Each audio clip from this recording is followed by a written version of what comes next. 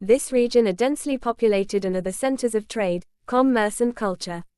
The rivers flow in the region, making so many inlets and creeks, that there are small ports at or near almost every estuary. The most prominent among are Makawa, Ankolakumta, Honavar and Batkal.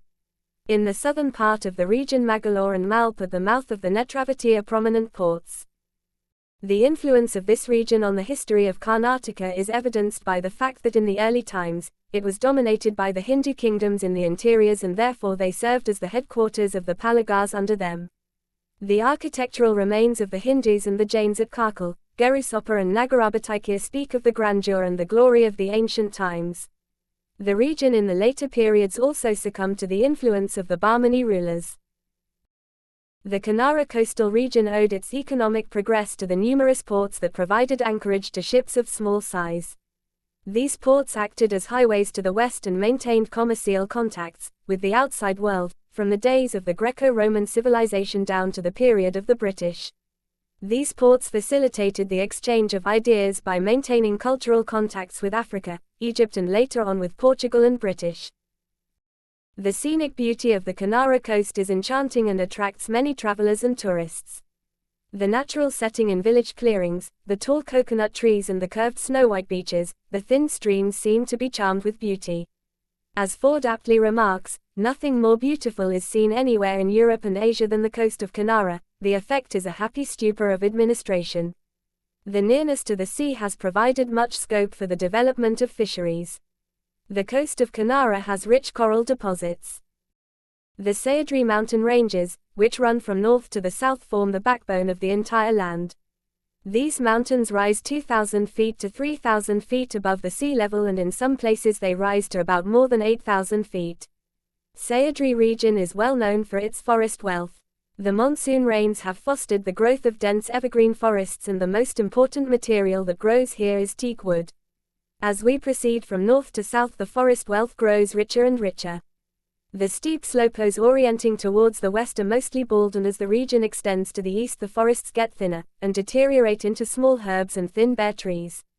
Next to teak, sandalwood occupies the place of prominence, and it has grown profusely in the southern part. This invaluable tree is made use of profitably in Shimoga, Honavar, Sagar and other places. The economic importance of bamboo is evidenced from the development of the Dandeli and Bhadravati paper mills. Minerals which form the wealth of a nation is found in large quantities here. Manganese occupies the first place, and the second place is given to iron ore. The hydroelectric power station at Jog, iron and steel factory at Bhadravati, and paper factory have given a new turn to the development of the region. The minerals and the forest resources on which the industries depend predict the future prosperity of the place. The Sahyadris are characterized by a complex geological structure, and it is underlaid by Dawa rocks in the north and granites in the south. These ranges, stretching from north to south, display a wild beauty with its soaring peaks, steep valleys, deep rivers and winding streams. The peaks are adorned with plantations of coffee, areca nut, cashew nut, tea, cardamom and coconut. The scenic beauty here can be easily compared with that of the landscapes of Wales and the Norwegian fjords. The Drona Parvata or Baba Budangiri and Kudramukh, with its steep lofty cliffs and wild secluded surroundings, impress us most. 3. In the narrow strip of land towards the east of the Sahyadris are the eastern ranges. It is 20 miles broad in the north and 30 miles wide in the south. The mountain ranges in this region becomes narrower and smaller and give place to small uplands and ridges. The soil and the moderate rainfall foster the growth of paddy and jowar crops, and the hilly regions consist of forests. Climate being pleasant, the area is densely populated.